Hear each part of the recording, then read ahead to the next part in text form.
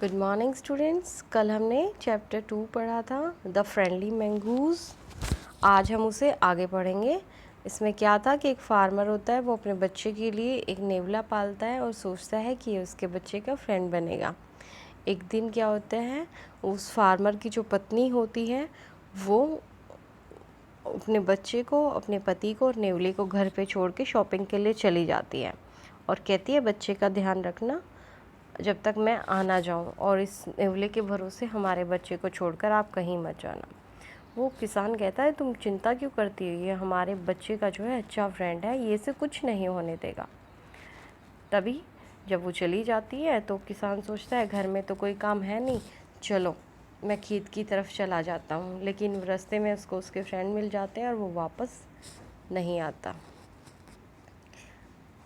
और इतने में ही जो उसकी वाइफ है वो घर पर आ जाती है। वो देखती है कि जैसे ही दरवाजे पे तो मंगूस जो है बैठा हुआ है और उसके मुंह पे और पंजों पे खून लगा हुआ है। अब देखिए आगे। The farmer as wife finished her shopping and came back home with a basket full of groceries. अब जो किसान की पत्नी है वो वापस घर आती है और उसके पास जो है बिल्कुल बहुत भरी हुई बास्केट होती है जिसमें ग्रोसरी का सामान है। ग्रोसरी होता है घर का सामान। She saw the mongoose sitting outside as if waiting for her. और उसे देखकर ऐसा लगता है, मंगूस जो है बिल्कुल घर के बाहर बैठा हुआ है और उसे देखकर लगता है कि वो शायद उसका इंतज़ार कर रहा है। On seeing her he ran to welcome her as customary. वो उसको देखकर भागकर जाता है उसके पास और उसका स्वागत करता है जैसे वो रोज़ाना करता था।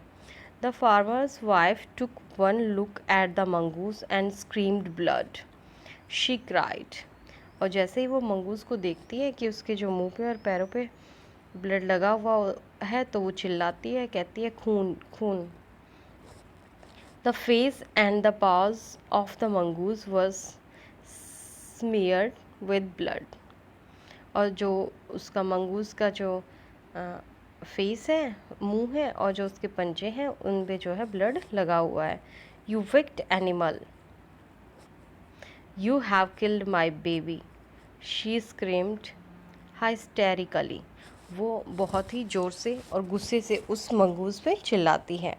She was blind with rage and with all her strength brought down the heavy basket full of grocery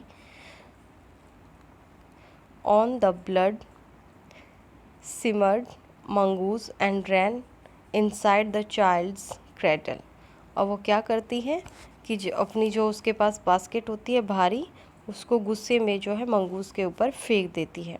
the baby was fast asleep. और अंदर जाकर देखती है कि क्या हुआ है। तो जैसे ही वो देखती है तो बच्चा जैसे सोया हुआ था वैसे ही सोया हुआ है, आराम से सो रहा है। बट ऑन द फ्लोर ले अ black snake torn and bleeding. और जो एक काला सांप है उसके पालने के पास वो कटा हुआ वहाँ पर पड़ा है, जैसे उसको किसी ने मार दिया हो। देखिए बेटा, ये सांप है, ये यहाँ से काट रखा है जिससे ब्लड बह रहा है। और ये वो किसान की पत्नी है जो रो रही है, बच्चा पालने में सोया हुआ है। और देखिए आप बाहर देखोगे तो बास्केट जो है वो मंगूस के ऊपर गिरा रखी है और सारा सामान बिखरा हुआ है। In a flash she realise what had happened. और वो फिर मतलब सोचती है कि क्या हुआ होगा और महसूस करती है कि क्या मतलब कैसे हुआ। She rain out looking for the mongoose. और वो बाहर जाती है मंगूस को देखने के लिए कि भाई मंगूस ठीक है या नहीं। Oh you saved my child, you like the snake, you killed the snake, what have I done. और वो कहती है कि तुमने तो मेरे बच्चे को बचाया है और सांप को मारा है। किल का मतलब होता है मारना। व्हाट हैव आई डन, मैं तुम्हारे लिए क्या कर सकती हूँ। She cried touching the mongoose who ले dead and still unaware of her sobbing. और जो है वो मरा हुआ जो है ज़मीन पर पड़ा हुआ है। The farmer's wife who had acted hastily and rashly stared long at the dead mongoose.